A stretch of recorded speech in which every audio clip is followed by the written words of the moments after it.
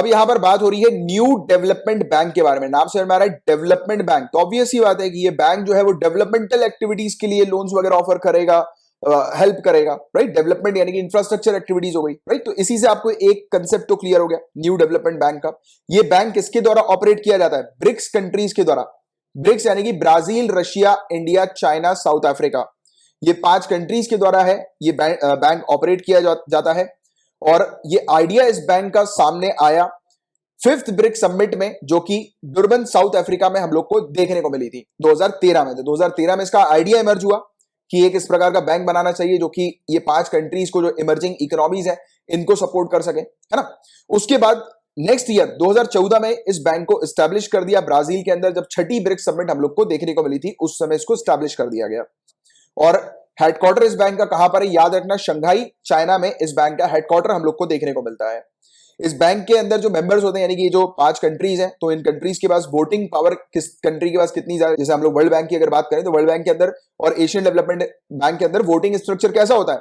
जैसे कि ये 5, मान लेते 5 मेंबर्स हैं, ठीक है।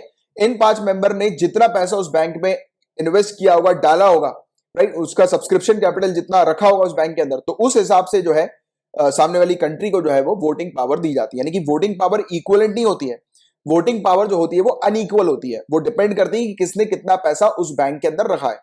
यहां पर वोटिंग पावर इक्वल है। तो याद रखना, न्यू डेवलपमेंट बैंक में वोटिंग पावर इक्वल है, वर्ल्ड बैंक में अनइक्वल है, वो कैपिटल के ऊपर बेस्ड होती है। सेम एशियन डेवलपमेंट बैंक के अंदर भी कैपिटल के ऊपर बेस्ड ही, कैपिटल सब्सक्रिप्शन के ऊपर बेस्ड ही वोटिंग पावर जो है वो तय की जाती है।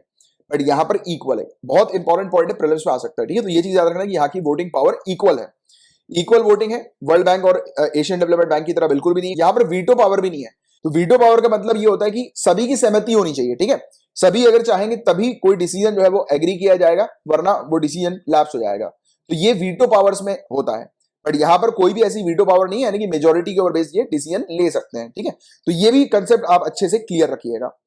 इसके अलावा एक और इंपॉर्टेंट चीज की जो न्यू डेवलपमेंट बैंक है, इसको ऑब्जर्वर स्टेटस भी मिला हुआ है 2018 में यूनाइटेड नेशन जनरल असेंबली का। तो ये चीज भी आप लोग को थोड़ी सी पता होनी चाहिए। और ये बैंक किसकी मदद करता है? तो ऑब्वियस ही बात है कि ब्रिक्स कंट्री का ये बैंक है, तो ब्रिक कंट्री की ही मदद करेगा ना। ब्रिक्स कंट्री में ही जो है वो ये इस बैंक के थ्रू जो है वो पैसा प्रोवाइड किया जाएगा, ठीक है। तो ये चीज आपको थोड़ी सी पता होनी चाहिए। इसके अलावा कैसी मदद होती है? फाइनेंशियल और डेवलपमेंटल। डेवलपमेंट नाम से ही समझ में आ रहा है, जैसे कि इंफ्रास्ट्रक्चर प्रोजेक्ट हो गए, तो इस प्रकार की मदद जो है वो इस बैंक के थ्रू हम लोग को देखने को मिलती है। और गाइस, न्यू डेवलपमेंट बैंक से रिलेटेड एक अपडेट है।